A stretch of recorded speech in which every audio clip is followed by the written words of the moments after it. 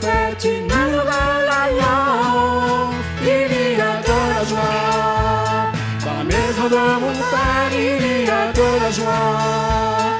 Pas besoin de changer d'air, nous venons célébrer et fêter ce que Dieu fait, car nous étions perdus, mais Jésus nous a sauvés. Jésus nous a sauvés. Au petit matin, on va danser et chanter. La famille réunie va pouvoir annoncer les merveilles de Dieu et tout ce qu'il a fait. Car nous étions perdus, mais Jésus nous a sauvés. Il y a de la joie. Dans la maison de mon Père, il y a de la joie. Pas besoin de changer d'air, nous venons célébrer et fêter ce que Dieu fait, car nous étions perdus, mais Jésus nous a sauvés. Jésus nous a sauvés. La la la la la la la la la la.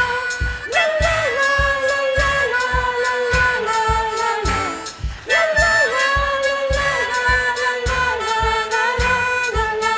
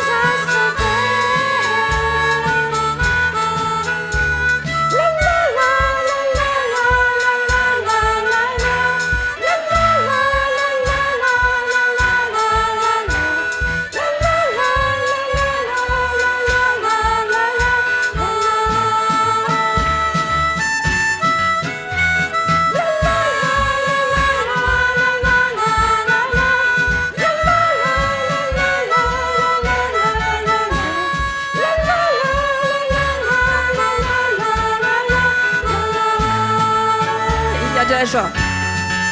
Il y a de la joie. Dans la maison de mon Père, il y a de la joie. Pas besoin de changer d'air, nous venons célébrer et fêter ce que Dieu fait, Car nous étions perdus, mais Jésus nous a sauvés. Jésus nous a sauvés. Jésus nous a sauvés.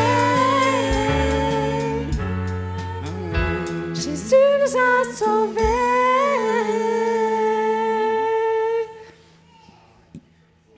Oui, on croit qu'il nous a sauvés. Il nous a sauvés.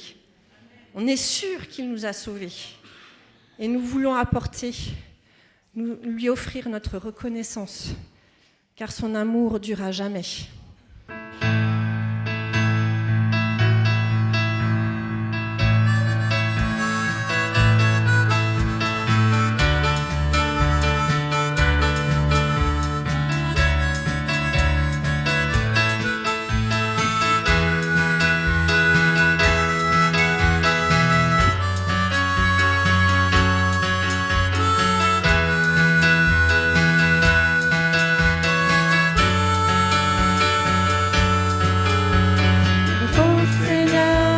Reconnaissance, son amour dure à jamais, car il est bon, il est au-dessus de tout. Son amour dure à jamais. Chantons, chantons, chantons, chantons,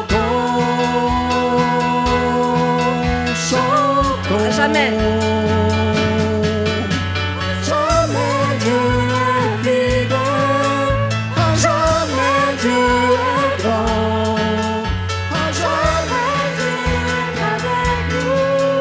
À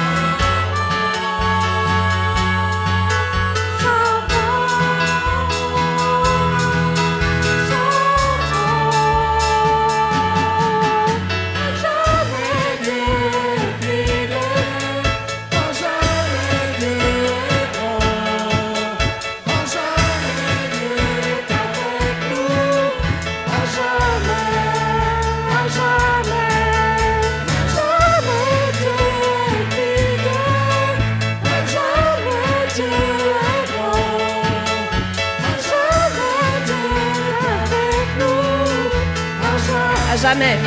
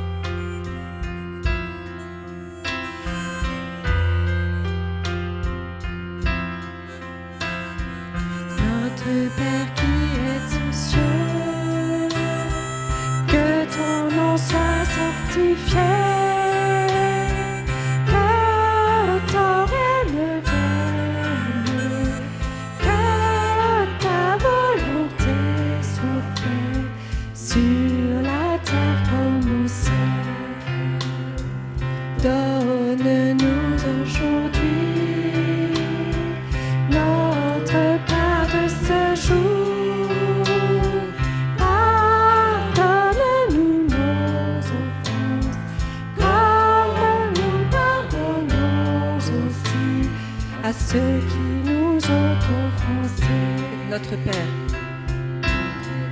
Notre Père glorieux, que ton nom soit sanctifié,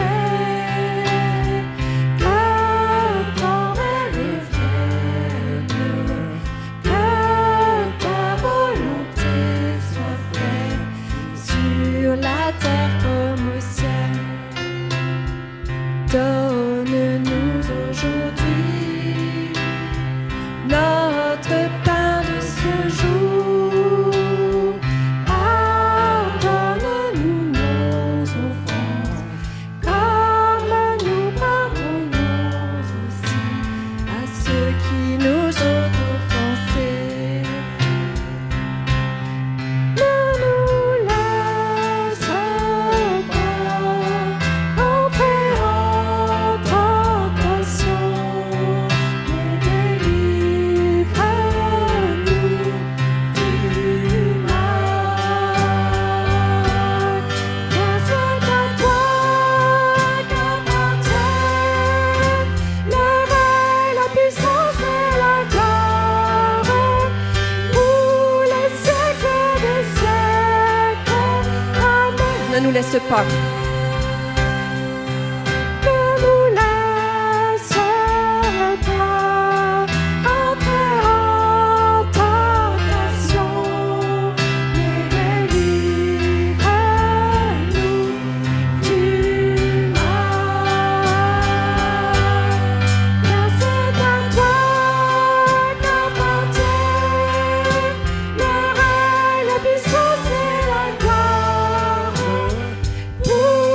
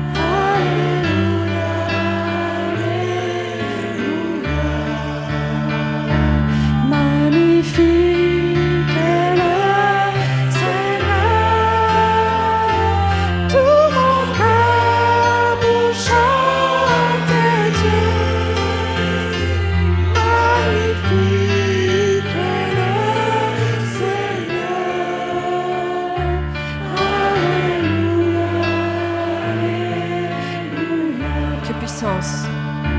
Que puissance, honneur et gloire deviennent au Dieu trois fois saint, aujourd'hui et à jamais. Alléluia, Alléluia. Que puissance. Que puissance, honneur et gloire reviennent au Dieu trois fois saint, aujourd'hui et à jamais. Alléluia, Alléluia. Juste des Alléluia. Alléluia, Alléluia. Alléluia,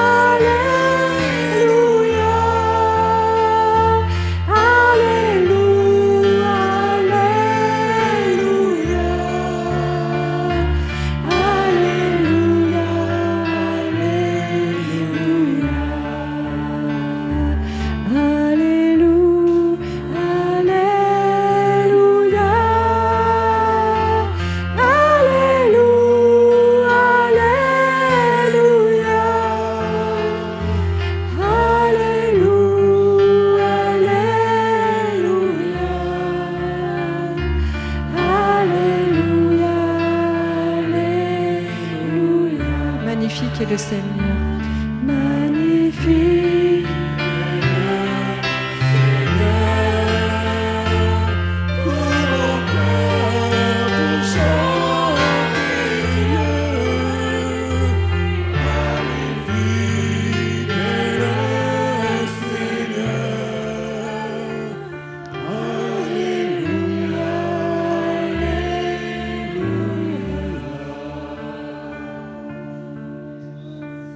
Toi la gloire.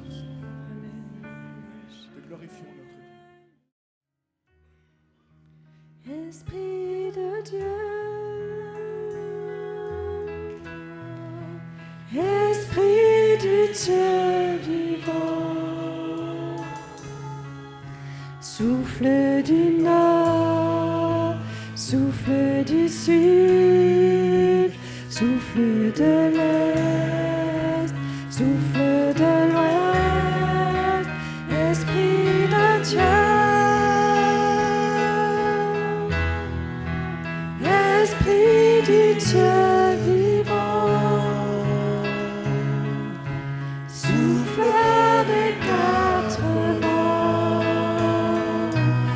et descend sur nous. Et nous voulons être. Nous voulons être un peuple apaisé, l'Église que ton cœur attend.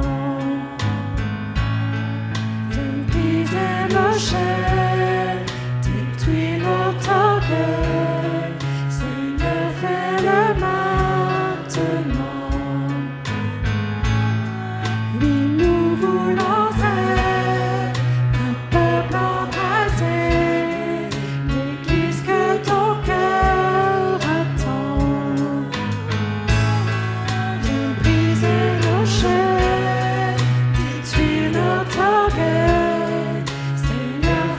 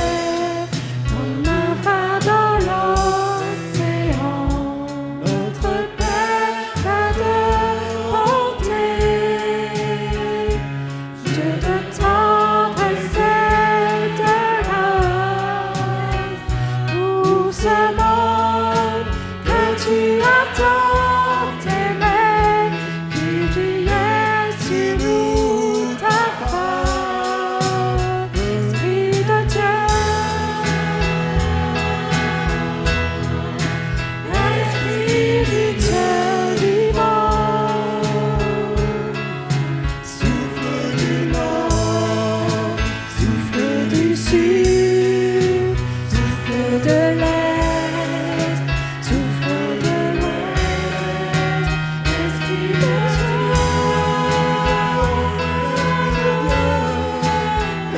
l'esprit du Dieu vivant, souffle des quatre vents et descend sur nous. Que ton règne. Que ton règne vienne, ta volonté soit faite sur la terre comme au ciel, sur la terre comme au ciel.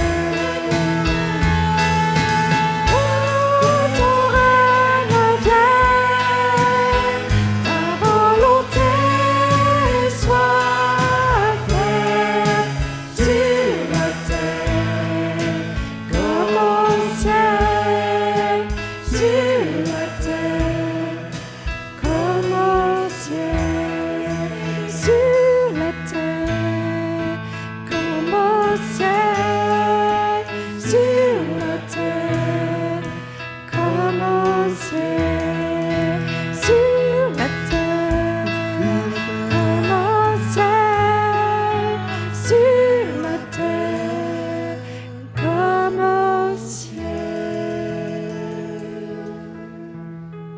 Esprit de Dieu, Esprit de Dieu,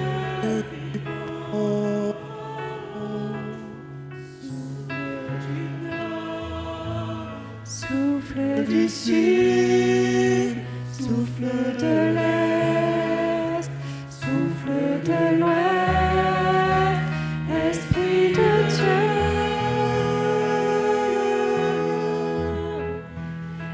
esprit du Dieu vivant, souffle des quatre vents et descend sur nous.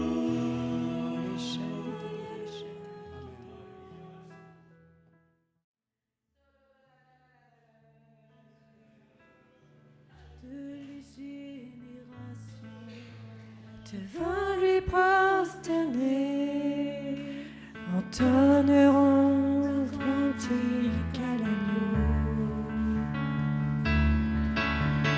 Ceux qui nous ont précédés et ceux qui nous suivront, entonneront ce cantique à l'agneau.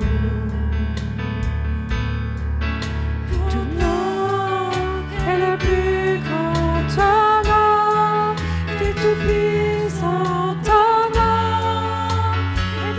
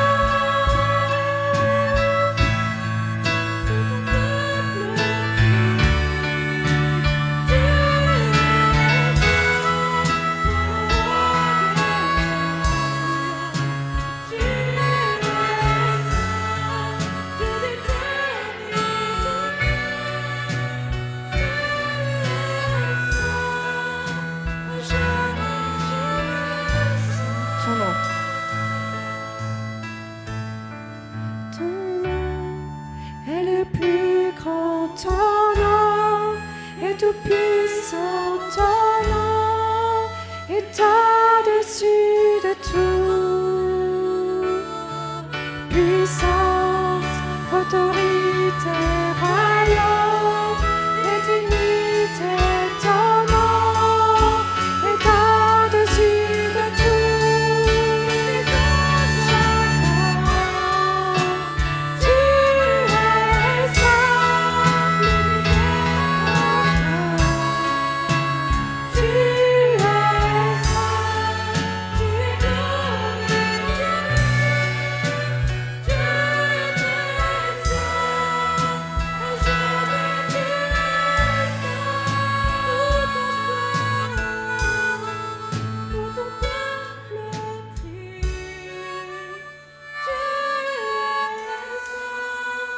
toi le roi des rois, tu es saint, Dieu d'éternité, tu es saint, à jamais tu es saint, Dieu d'éternité, tu es saint, toi le roi des rois, tu es saint, Dieu d'éternité, tu es saint, à jamais tu es saint.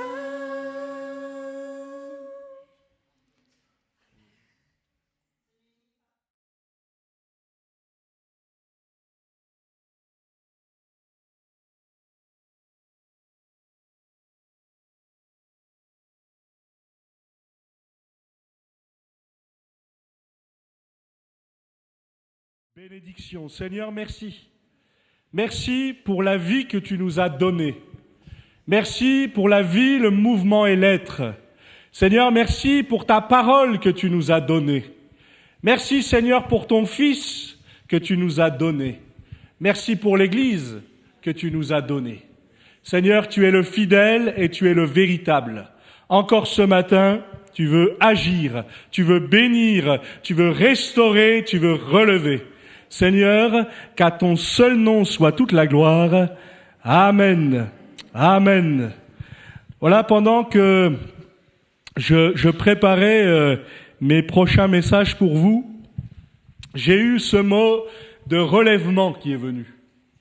Et je voudrais ce matin commencer quelque chose, parce que je pense pas que je le finirai en une fois, mais qui s'intitule « Vivre un relèvement divin ». Qui, ici, ce matin, bien sûr, vous n'allez pas répondre directement, mais a besoin d'un relèvement divin. Parfois, je connais beaucoup de choses en ce qui concerne la parole de Dieu. Je sais ce que la Bible dit, mais je ne le vis pas forcément. Je sais ce que la Bible annonce. Je sais que Jésus guérit, que Jésus restaure, que Jésus délivre. D'accord, je le lis même. Mais est-ce que je le vis ? Et puis parfois, je peux aussi dire, mais merci Seigneur pour ce que tu fais à droite, merci Seigneur pour ce que tu fais à gauche, mais Seigneur, fais-le aussi en moi. Et ce matin, je voudrais commencer en disant que nous ne serons jamais trop loin du secours de Dieu. Le seul qui était perdu dès la fondation du monde, c'est le diable. Lui, il a déjà perdu. Et son rôle, son désir plus que tout, c'est d'en emmener le maximum dans sa défaite. Pour l'éternité. Mais peut-être de dire aussi, eh bien, parfois, je peux me sentir dans des situations où je peux me trouver trop loin. Est-ce que j'en ai pas trop fait ? Est-ce que je suis pas allé plus loin que ce que j'aurais dû ? Est-ce que je me suis trop éloigné ? Prenez l'exemple biblique, alors que Jonas essaie de s'éloigner au plus loin qu'il connaît, Dieu le rattrape, Dieu le ramène. Prenons l'exemple de Job, qui va vivre des temps de souffrance terribles, et puis il va dire, mais même quand je suis dans le fond de l'abîme, tu es là. Même si je suis au plus loin, même si j'ai l'impression de m'être éloigné, Dieu est là. Et je voudrais dire ce matin que même si tu as cette impression-là dans ton cœur, Dieu est là. Dieu est avec toi. Dieu est en toi. Mais parfois, Dieu est avec nous, mais il faut le laisser agir pour qu'il fasse quelque chose. Parce que Dieu, la Bible dit, ne forcera jamais la porte d'un cœur. Je ne sais pas comment est ton cœur ce matin. Je ne sais pas comment tu es par rapport à la parole de Dieu. Notre cœur peut être meurtri, notre cœur peut être blessé, notre cœur peut être fermé. Peut-être que tu es ici par obligation. Mais je crois surtout que Dieu a un rendez-vous avec toi. La question est de savoir quelle va être ma réponse. Jamais trop loin du secours de Dieu, jamais trop sale pour que nous ne puissions pas être lavés par lui, restaurés par lui, guéris par lui. Il y a tellement de choses que la médecine peut faire aujourd'hui, et merci Seigneur pour la médecine, mais il y a aussi encore tellement de limites, mais pas pour Dieu. Dieu est celui qui peut restaurer ce que personne ne pouvait restaurer. Est-ce que vous le croyez? Et j'en veux pour exemple, frères et sœurs, nos vies à nous. Parce qu'on ne serait plus là depuis bien longtemps. Si Dieu n'était pas capable de restaurer, si Dieu n'était pas capable de nous ramener, si Dieu n'était pas capable de consolider. Oh, parfois on peut être un peu brisé, je me permets de le dire, peut-être un peu fêlé parfois. Mais ça nous rappelle ce que Dieu est capable de faire. Moi, je vous le raconte souvent, mais chaque cicatrice que j'ai sur mon corps, et j'en ai une bonne partie, j'ai arrêté de les compter, eh bien, me rappelle la grâce de Dieu. Pourquoi ? Parce que oui, les médecins sont intervenus, mais au-delà de ça, le divin médecin a guéri. Et je crois qu'il peut le faire dans ta vie. Je sais qu'il peut le faire dans ta vie. Mais la question c'est, qu'est-ce que je vais le laisser faire ? Parler de relèvement, c'est nous dire tout simplement dans un premier temps que le relèvement de Dieu, il est pour chacun d'entre nous. Peut-être que je n'ai pas conscience que j'ai besoin d'un relèvement. Peut-être que je me suis même habitué à une certaine position. On pense à cette femme qui était là courbée dans le temple depuis tant et tant d'années et on avait l'impression que rien ne changerait. Mais le Seigneur est venu et le Seigneur l'a restauré. Est-ce que je suis capable de le croire pour les autres ? Est-ce que je suis capable de le croire pour moi-même ? Alors prenons ensemble un premier passage dans 1 Samuel chapitre 2. 1 Samuel chapitre 2, on va lire quelques versets ensemble sur le relèvement, sur le fait que Dieu est capable d'aller chercher même le plus bas tombé, le fait que Dieu est capable de faire l'impossible, non seulement dans sa parole, mais aussi dans ta vie. Et ce matin, eh bien, il te demande peut-être aussi de mettre ta foi en action. Le domaine de la foi, il est différent pour chacun, mais la Bible dit que si on a de la foi comme un petit grain de moutarde, comme un petit grain de sénévé, on pourra dire à cette montagne qui nous gêne, ôte-toi de là et jette-toi dans la mer. Et parce que notre foi sera bien placée, eh bien cette montagne, elle peut s'enlever. Parce que parfois, je dois être capable de dire au Seigneur, je te laisse faire. Est-ce que ce matin, quelqu'un veut dire au Seigneur, eh bien, j'ai tout essayé, mais je suis prêt à te laisser faire. Quand on se fait opérer, quand on subit des anesthésies, en particulier des anesthésies générales, à partir du moment où on dort, pour ceux qui l'ont vécu, on ne maîtrise plus rien. On est obligé de faire confiance à celui qui intervient. Parfois ça marche, heureusement, et puis des fois ça ne marche pas, malheureusement. Quand, tiens, je fais une petite parenthèse, pensez à Christophe Bayen. Ils ne sont pas avec nous parce que, à la suite de, vous savez, il s'est blessé assez profondément au niveau du bras, avec le champagne et tout. Il a dû se faire recoudre. Malheureusement, le fait qu'il se fasse recoudre ne s'est pas bien passé. Ils ne l'ont pas recousu comme il fallait. Donc il a dû à nouveau être réouvert et puis ensuite à nouveau refermé. Maintenant c'est fait, mais s'il n'est pas là au milieu de nous ce matin, c'est pas parce qu'il ne voulait pas, mais c'est parce qu'il a des soins réguliers. Ça tombe en plein milieu du culte, donc on en profite. J'en profite aussi pour vous dire de prier pour lui. Voilà, 1 Samuel chapitre 2. Si vous voulez l'afficher aussi, peut-être pour ceux qui n'ont pas la parole de Dieu. Il est dit dans ce texte de 1 Samuel chapitre 2 verset 8, t'hésites pas à l'afficher avant, il n'y a pas de souci. Hein. Il est dit que de la poussière, il retire le pauvre. Du fumier, il relève l'indigent pour le faire asseoir avec les grands. Il leur donne en partage un trône de gloire, car à l'Éternel sont les colonnes de la terre, et c'est sur elles qu'il a posé le monde. 1 Samuel chapitre 2, versets 8 et 9. De la poussière, il retire le pauvre. Du fumier, il relève l'indigent. Qu'est-ce que veut nous dire ce texte ?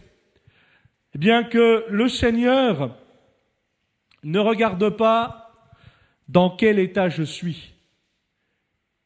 Il regarde à son amour pour moi. Il ne regarde pas où je me trouve. Il ne regarde pas à la saleté, à la mauvaise odeur. Il ne regarde pas à mon état parfois, il faut l'admettre, pitoyable. Mais il regarde à ce qu'il peut faire et que personne d'autre ne peut faire. Certains peut-être auraient vu certains individus dans cette situation complètement cassés, complètement à terre, et quand ils seraient passés, qu'est-ce qu'ils auraient fait ? On ne peut plus rien faire pour eux. Laissons-les là, ils sont à la bonne place. Mais quand le Seigneur voit ça, il dit, mais moi je peux te relever, je peux faire une œuvre de restauration dans ta vie. Mais il faut me laisser faire. Parfois, comme je le disais, on s'est habitué avec le temps. On s'est dit que ma situation ne changerait pas. Je me suis habitué à être comme ça. Mais peut-être que là aussi, puisqu'il est un Dieu vivant, puisque nous avons le même Dieu que celui de la Bible, il est aussi capable d'agir dans ta vie. La seule chose pour laquelle il n'agirait pas, c'est si je ne le veux pas. Parce que le Seigneur ne forcera jamais un homme à être touché par lui. Il propose, veux-tu ? Acceptes-tu ? Est-ce que tu es prêt à me laisser faire ? Parfois, c'est ça la plus grande difficulté. Je me souviens de cette femme qui, quand on partageait ensemble, elle était atteinte dans sa santé depuis tellement de temps, et elle me dit, moi, mon plus grand problème, Pierre, c'est de me laisser faire. Parce que je me suis trop laissé faire. Et je lui dis, oui, mais la différence, c'est que tu t'es peut-être trop laissé faire par les hommes qui t'ont côtoyé, mais tu ne t'es pas peut-être laissé faire par Dieu, qui lui est doux, qui lui est humble, qui lui sait exactement ce qu'il nous faut. Peu importe où nous sommes, de la poussière, il va retirer le pauvre, du fumier, il va relever l'indigent. Pour le faire asseoir avec les grands, il va redonner une dignité. Et je vous donne un exemple que nous connaissons tous. C'est l'exemple du fils prodigue. Le fils prodigue, quand il est parti, la Bible nous dit qu'il a dépensé tout son bien. Il a dit l'histoire nous dit qu'il a fini par aller travailler parmi les pourceaux. Donc on imagine bien que ses habits se sont flétris. On imagine bien que son odeur était pas terrible. Et on imagine bien aussi que quand il va revenir près de son père, il ne devait pas être en bon état. Il devait même être en piteux état. Pourtant, son père, quand il va le voir, ne va pas s'intéresser à son état. Il va s'intéresser à l'amour qu'il a pour lui. Et la première des choses qu'il va faire, c'est lui redonner de la dignité. Le restaurer. Comme le Seigneur l'a fait avec nous, comme il peut le faire pour toi aussi. Parce que le Seigneur, lui, voit au-delà de ce que nous sommes capables de voir. Il voit même, la Bible dit, infiniment au-delà. C'est pour ça que même dans mes prières, dans mes demandes, je peux être capable de demander le secours au Seigneur. Je peux et je dois être capable de demander l'impossible. Pourquoi ? Parce qu'il peut le faire.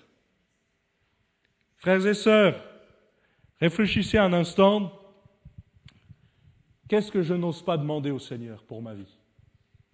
Qu'est-ce que je n'ai jamais osé demander ? Qu'est-ce que je n'ose plus oser demander ?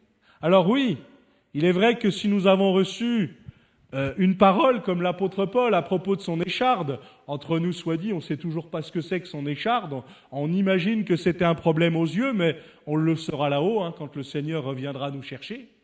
Mais lui, il a reçu, alors qu'il prie 3 fois pour le même sujet, « Ma grâce te suffit ». Et j'ai envie de nous dire, frères et sœurs, tant qu'on n'a pas reçu cette même parole, « Ma grâce te suffit », bien continuons de prier pour notre restauration. Moi, je dis merci au Seigneur pour ceux et celles qui prient pour nous. Mais nous avons aussi besoin de prier pour nous. Nous avons aussi besoin de saisir la grâce. Le verset 9 du premier verset que j'ai partagé avec vous nous dit « Il gardera les pas de ses bien-aimés, mais le méchant seront anéantis dans les ténèbres, car l'homme ne triomphera point par la force. » Le Seigneur nous garde. Le Seigneur nous protège. Si tu es ici ce matin, c'est parce que le Seigneur a prévu que tu sois ici. C'est parce qu'il a un plan pour toi. Un plan qui est un plan merveilleux. Oui, il a des projets de paix et non de malheur. Un avenir plein d'espérance, un avenir fait d'espérance. Et croyez-moi, pour trouver ce verset dans la parole de Dieu, on ne le trouve pas n'importe où. Dans les lamentations de Jérémie. Jérémie 29, 11 nous dit « Mais voici les projets que j'ai pour toi. Projets de paix, non de malheur. » On peut considérer, peut-être pour ceux qui ne le savent pas, que la période où vivait Jérémie, c'était une période catastrophique pour le peuple de Dieu. Le peuple de Dieu s'était détourné, il l'avait complètement oublié, il l'avait remplacé, mais pourtant, le Seigneur donnait encore de l'espérance à son peuple. Comme il veut aussi te donner de l'espérance. J'ai envie de vous dire ce matin, crois-tu cela ? Crois-tu qu'il est capable de redonner de l'espérance ? Crois-tu que celui qui est le prince de la vie est capable de ramener à la vie même ce qui est mort? Crois-tu que le Dieu de l'espérance est aussi ton Dieu? Crois-tu que celui qui a tout créé à partir de rien et tout créé parfaitement est capable de faire le miracle dans ta vie? Job chapitre 4, un autre contexte de relèvement. Job chapitre 4. On peut lire à partir du verset 3.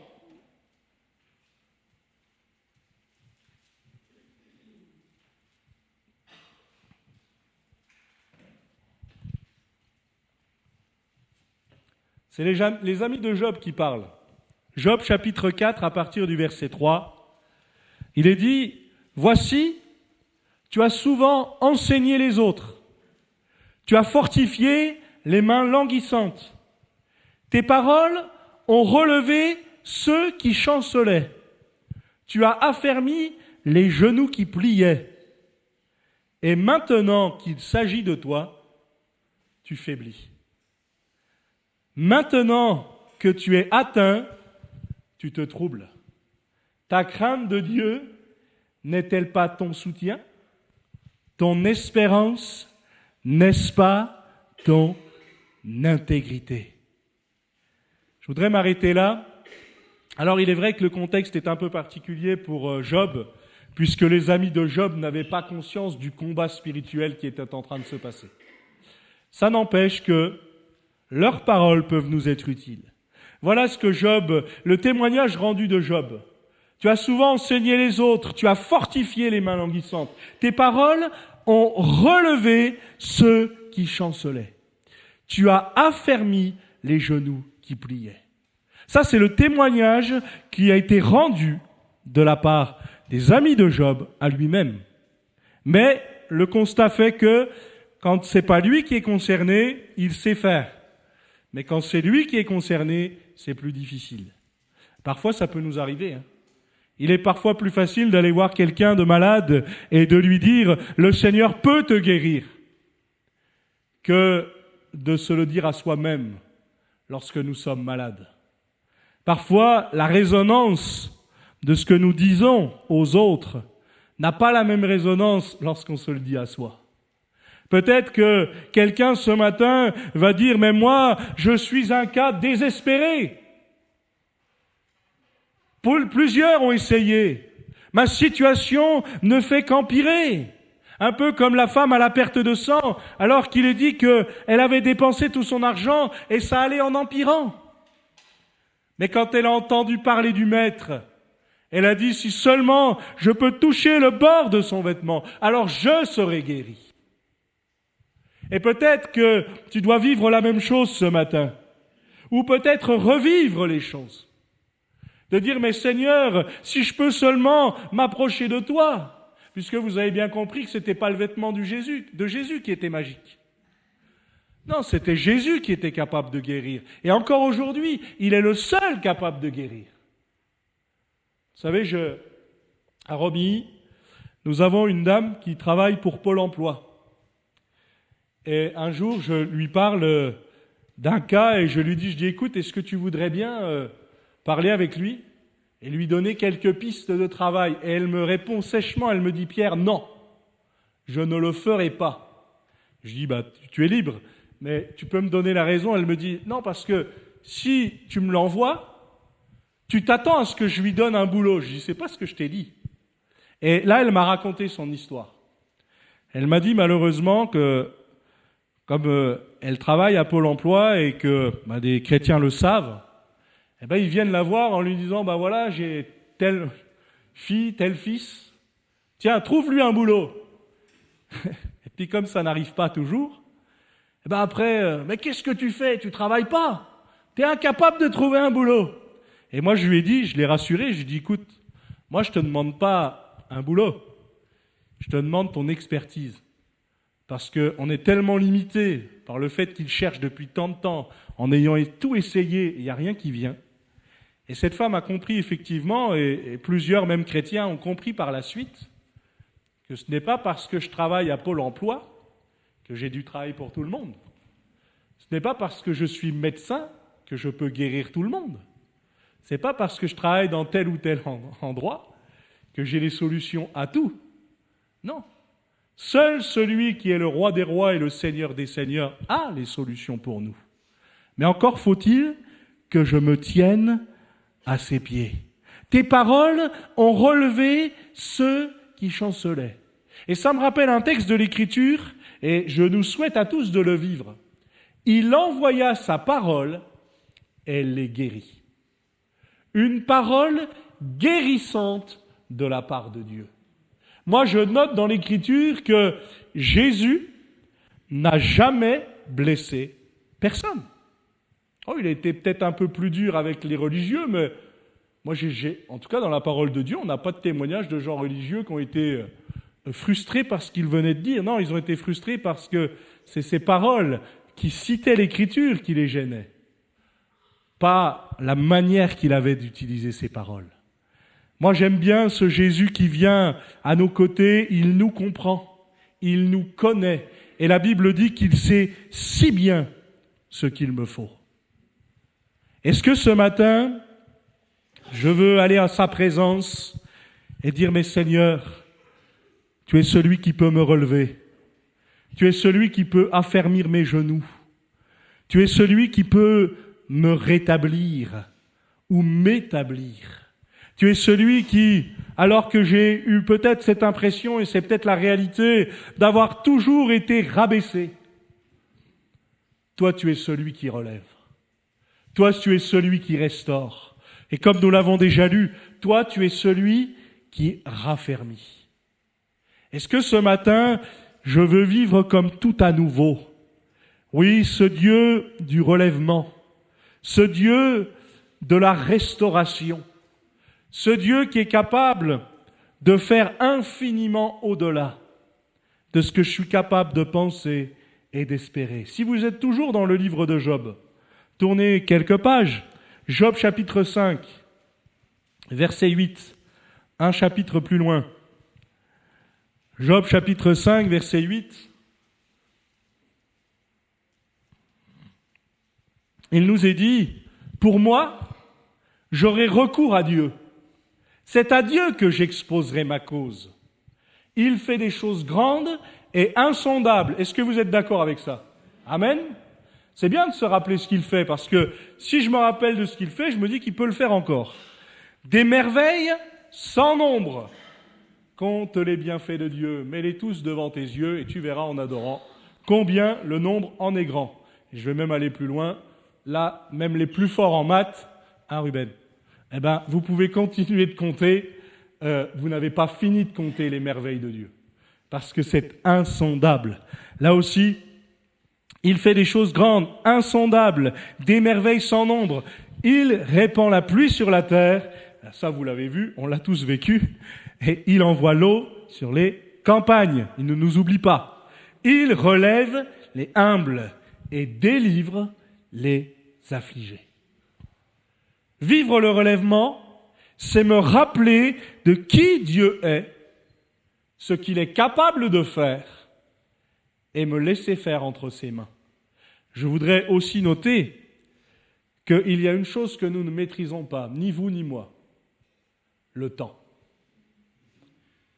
Je pourrais dire au Seigneur, ce que tu as à faire, fais-le vite. Mais ce n'est pas à moi de lui dicter ça. Lui, il sait le temps qu'il faut. Il peut le faire en un instant, comme il peut prendre plus de temps. Je vous cite souvent Yvette, et j'en profite, elle n'est pas là, donc j'en profite pour la citer encore. Mais elle nous dit souvent que le Seigneur a promis qu'il la guérirait, et le temps passe. Et tant qu'il a promis ça, elle s'accroche à la promesse. Elle a raison de le faire. Parce que si c'est de Dieu, la promesse s'accomplira certainement. Et c'est la même chose pour chacun d'entre nous. Quelle promesse le Seigneur nous a faite? Et je voudrais le dire aussi, quelle promesse le Seigneur ne nous a pas fait? Parce que des fois, je peux m'accrocher à quelque chose, mais si ce n'est pas du Seigneur, je risque de m'accrocher longtemps et de ne voir rien arriver. Par contre, si c'est de Dieu, oui, ça va s'accomplir. Ça va s'accomplir parfaitement. Notre Dieu est celui qui relève. J'aurai recours à Dieu. Puisque nous sommes en fin de Coupe du Monde de rugby, et oui, les Français n'ont pas gagné, et nous ne sommes pas du tout déçus d'avoir perdu contre les champions du monde, puisque maintenant ils sont champions du monde. Mais je voudrais vous dire ça. Il y avait ce slogan à l'époque, à la Fédération française de rugby. Je l'aime beaucoup, et je trouve que ça va bien avec la foi chrétienne. Le slogan, c'est « Tu fais l'essai et t'es transformé ». Alors bien sûr, vous voyez le rapport avec le rugby, hein, c'est facile. Mais je trouve qu'avec la foi, ça marche. Parce que se dire, mais Seigneur, je ne comprends pas tout. Je ne sais pas ce que tu vas faire. Je ne sais pas quand tu vas le faire et je ne sais pas avec quels moyens, mais je te fais confiance. Ça, c'est déjà commencé à être relevé. Pourquoi? Parce que le Seigneur utilisera toujours les bons moyens. Est-ce qu'il va utiliser les mêmes moyens pour Marie, pour moi, pour chacun d'entre nous? Non. Parce que tout est à sa disposition. Mais la question, c'est qu'est-ce que moi je vais le laisser faire?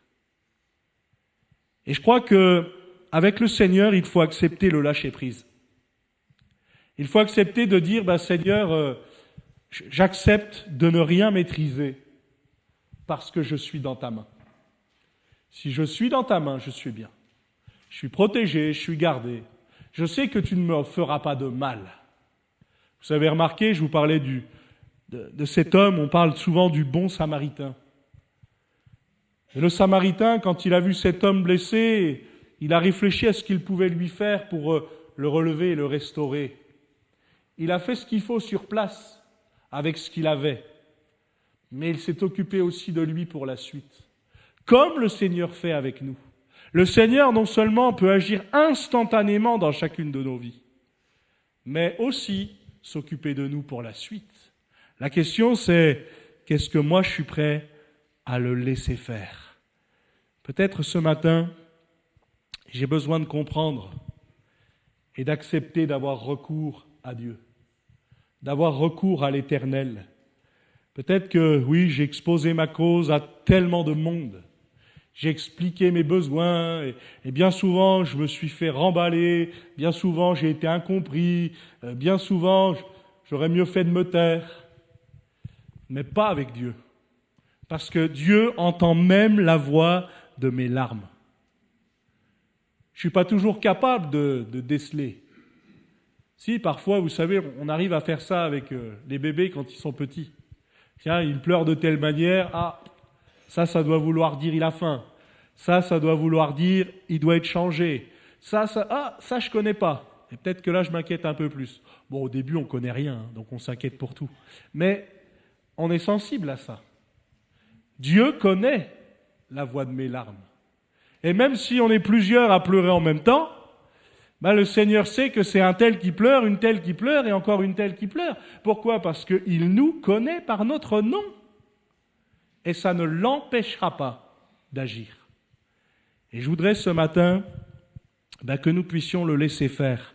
Je vais arrêter là mon message. Si le groupe de louanges voulait bien venir, je voudrais qu'on puisse chanter encore un chant avec vous. Et pendant ce chant, on va le chanter ensemble.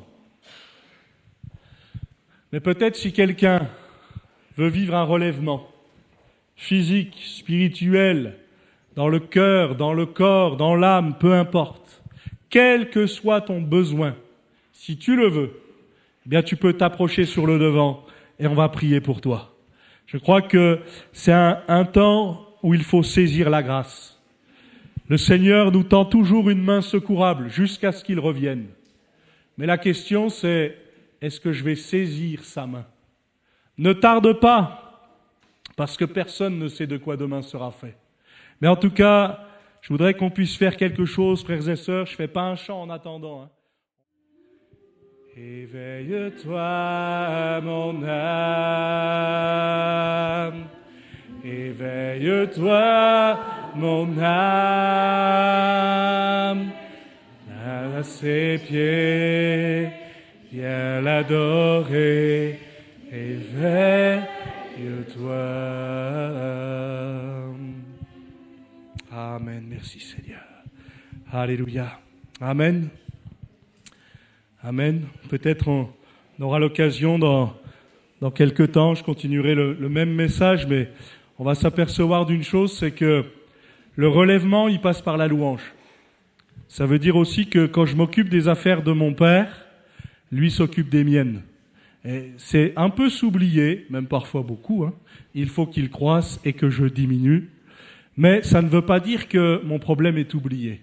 Ça veut dire que Dieu s'en occupe. Et quand je m'occupe des affaires de mon Père, lui s'occupe des miennes. Croyons que le Seigneur sait ce qu'il me faut et qu'il va me le communiquer.